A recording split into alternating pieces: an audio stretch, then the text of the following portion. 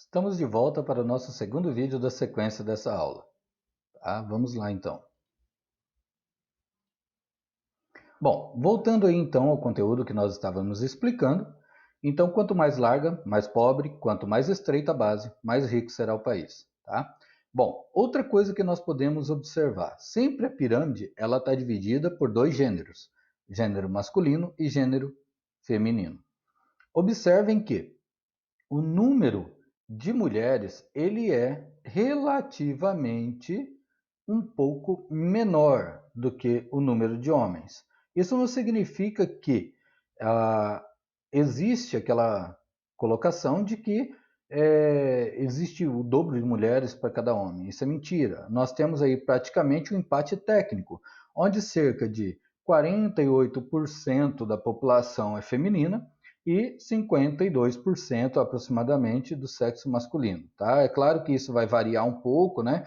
Isso no momento atual, mas antes mesmo nós tínhamos uma situação muito mais apertada ainda, 50,3% contra 51,3%. Então, praticamente um empate técnico, né? E aí, à medida que o tempo foi passando, isso foi se distanciando um pouquinho. É claro, existem algumas regiões brasileiras que vão ter mais mulheres e outras vão ter mais homens, como por exemplo a região norte. A região norte apresenta um número maior de homens, graças ao quê? Ao tipo de trabalho que é incentivado, aos garimpos, às madeireiras, aos assentamentos. Então, isso ao longo do tempo fazia com que os homens fossem em busca de trabalho e as mulheres ficassem em suas regiões atuais. Por outro lado, nós temos também o Nordeste, já é um caso contrário, onde tem maior número de mulheres, menor número de homens. Por quê? Porque os homens saem da região Nordeste, vão para a região Sudeste, a região de São Paulo, por exemplo, em busca de trabalho, ou no Centro-Oeste, em busca de trabalho, e as suas esposas ficam. Então, ficando maior número de mulheres lá do que nas outras regiões. Aqui na nossa região Centro-Oeste, nós temos praticamente um certo equilíbrio populacional entre o sexo masculino e o sexo feminino. Tá? Então, há uma igualdade aí, quase que 50-50.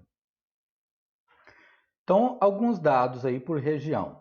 Na região norte, temos 50,4% de homens, 49,6% de mulheres. Sudeste, 48% de homens e 51% de mulheres. Bom, embora eu tenha colocado para vocês que lá recebe muitos homens vindo do Nordeste, mas nós temos também um grande processo migratório onde se concentraram bastante mulheres aí nesse espaço também, enquanto os homens também desceram da região sudeste para a região sul.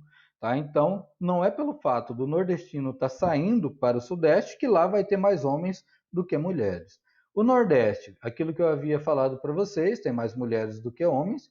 Região sul, por outro lado, mesma coisa, mais mulheres do que homens. E temos o centro-oeste, praticamente uma certa igualdade. E em termos gerais do Brasil, nós temos um empate técnico, tá? Então, isso é o que vai acontecendo.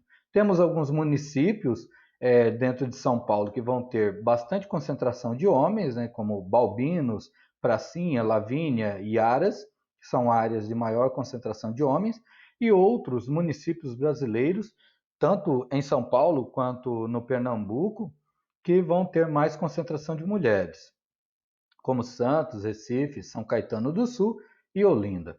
Aí temos também que analisar, pessoal, dentro da estrutura populacional brasileira, além do gênero, que é o sexo, nós vamos analisar também a expectativa de vida. Como está a nossa expectativa de vida?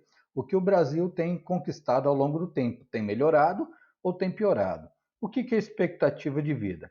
É a esperança de vida que um elemento tem ao nascer.